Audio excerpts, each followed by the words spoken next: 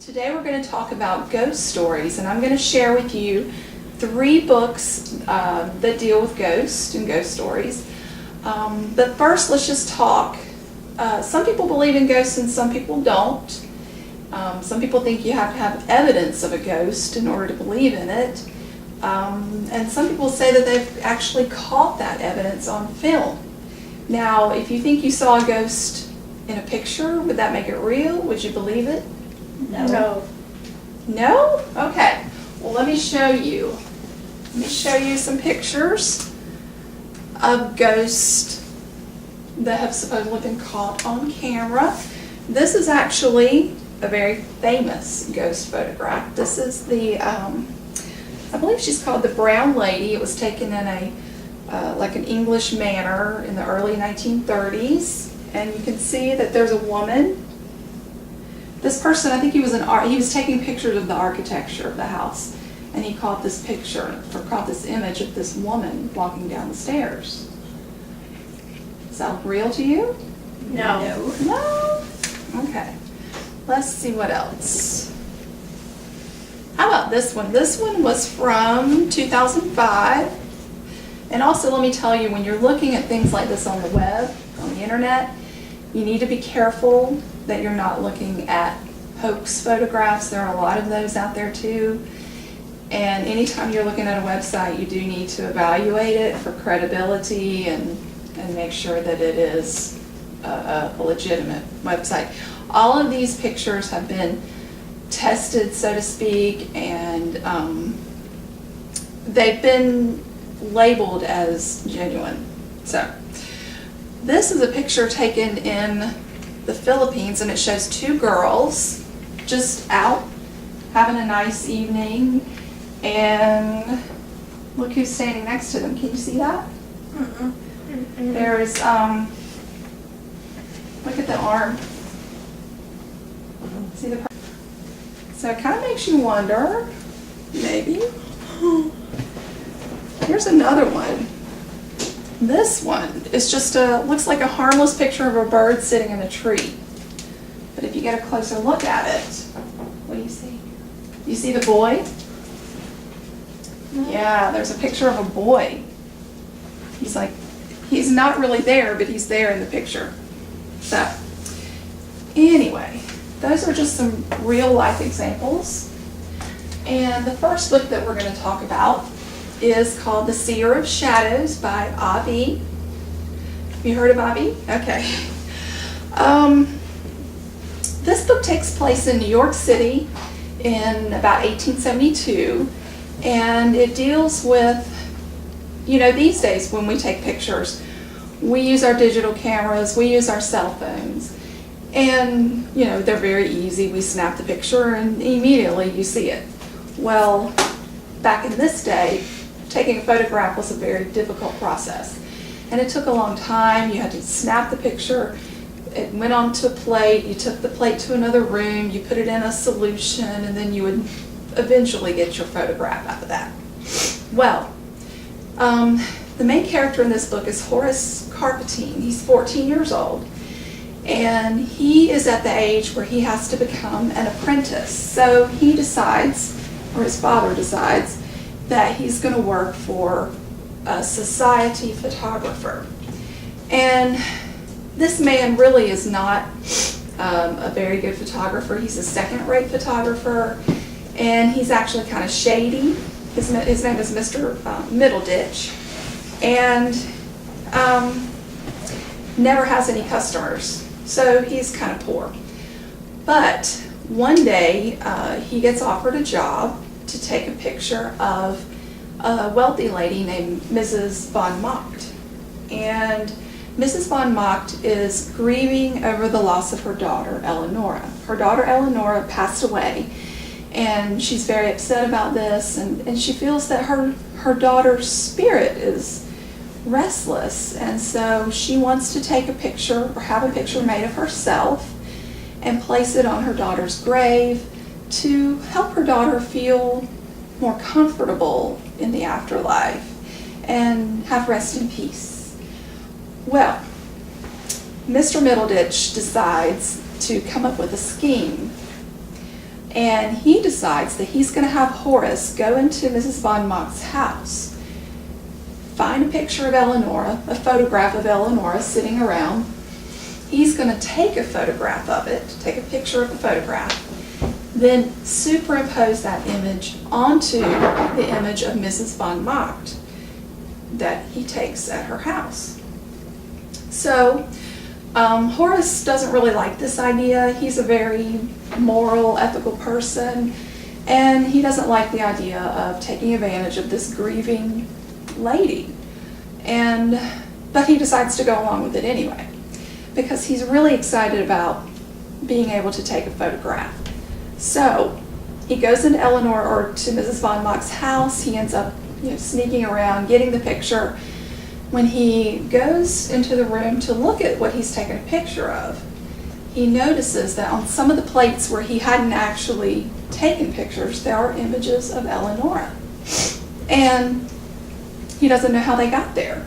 And it's pictures that he didn't take pictures of. And then he starts to see Eleonora walking around in real life, in physical form. He starts seeing her in different places. So he begins to believe that he is some sort of a seer, and that maybe he has powers to bring these spirits to life out of their photographs. He thinks by taking the photograph of Eleonora, he somehow brought her spirit back to this side. So in the process of all this, he befriends Mrs. von Mock's servant named Peg. And Peg tells Horace some stories, and he ends up learning that things aren't quite what they seem. And Mrs. von Mock and her husband are actually hiding a very, very terrible secret. And that rather than being restless and missing her mother, Eleanor's spirit may actually be bent on revenge. So this is a historical fiction novel. If you like historical fiction, you'll love this. You'll get a glimpse of the 1870s in New York City. If you like photography, you'll enjoy reading about the way they used to take pictures back then. And if you just like a good ghost story, then you'll really like The Seer of Shadows by Alvin. And the second book we're going to talk about is called Wait Till Helen Comes by Mary Downing Hahn. And some of you may know her. She's written a lot of really good ghost story type novels. And if you like your ghost stories set in more modern times, this will probably appeal to you. The main character in this book, her name is Molly. And I think the best way to tell you about this book is to tell you about it from her point of view. My name is Molly, and I'm 12 years old. My brother Michael is 10. And this summer we just moved from Baltimore out to the country, and we're living in a church of all things. Well, I mean, it's not still used as a church. It's all fixed up. It has bedrooms and a kitchen. And this was all my mom's idea, and Dave's.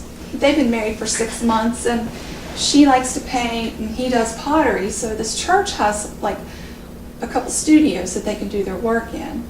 And that's great. The land around the church is nice. There's a lot of pastures and cornfields and creeks, and there's also a graveyard. I wasn't really happy about finding out that I was living next to a graveyard. And I guess, speaking of the graveyard, I should tell you about Heather. Heather is my 7-year-old stepsister. She's Dave's daughter. And she, for some reason, really doesn't like me or Michael. And it just seems like it's her mission in life to just make us miserable. She's always blaming everything on us and being mean to us, and I really don't know why. Well, I guess I should feel sorry for her. When she was 3, her house caught on fire, and her mother died. But she got out alive. But still, she's so mean to us.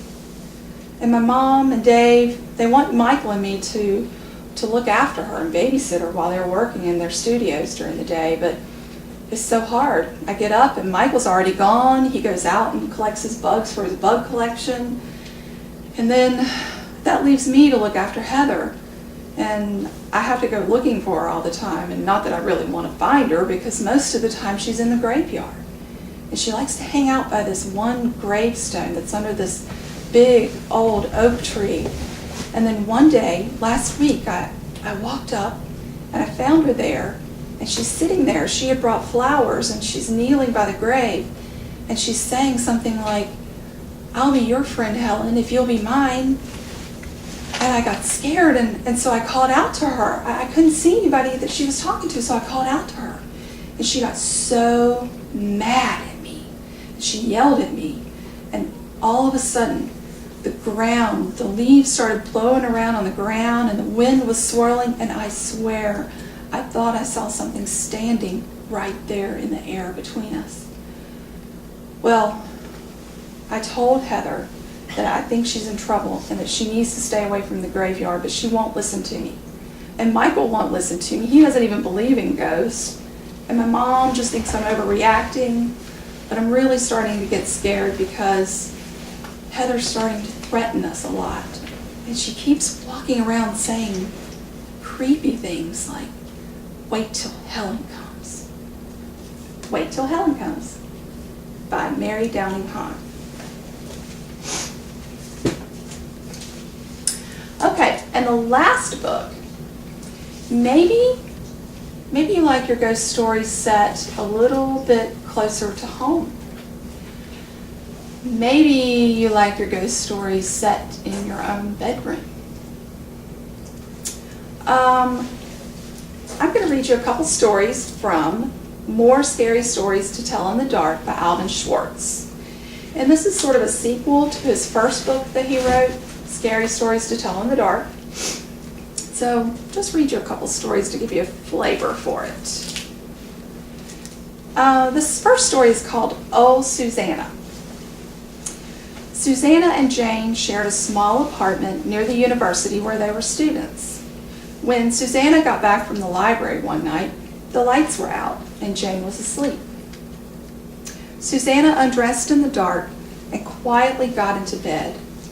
She had almost fallen asleep when she heard someone humming the tune to the song, Oh, Susanna.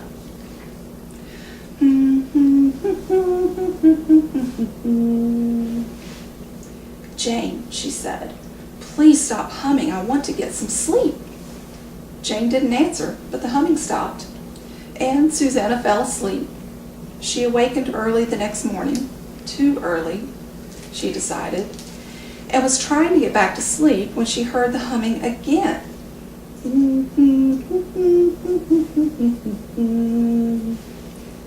Please go back to sleep, she told Jane. It's too early to get up. Jane didn't answer, but the humming continued. Susanna became angry.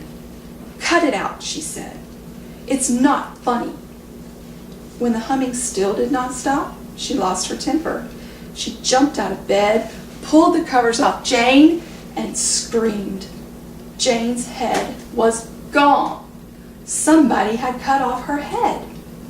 I'm having a nightmare, Susanna told herself. When I wake up, everything will be all right. Do you think everything will be all right when she wakes up? No. Yes. No. This one is called The Voice. And this might be kind of familiar to you. Maybe you've heard different versions of this. Ellen had just fallen asleep when she heard a strange voice. Ellen, it whispered, I am coming up the stairs. I am on the first step. Now I'm on the second step. Ellen got scared and called her parents, but they didn't hear her and they didn't come. Then the voice whispered, Ellen, I'm on the top step. Now I'm in the hall. Now I'm outside your room. Then it whispered, I'm standing right next to your bed. And then, I've got you. Ellen screamed, and the voice stopped. Her father rushed into the room and turned on the light. "Somebody is in here," Ellen said. They looked and looked, but nobody was there. So if you like spooky ghost stories, More Scary Stories to Tell in the Dark by Alvin Schwartz is a great book. It's really a good book to read when you're in a group of people and maybe you're at a sleepover or you're camping, something like that. It's really good stories to read out loud, especially. But let me give you a warning. You definitely should not read this book if you are alone and in the dark.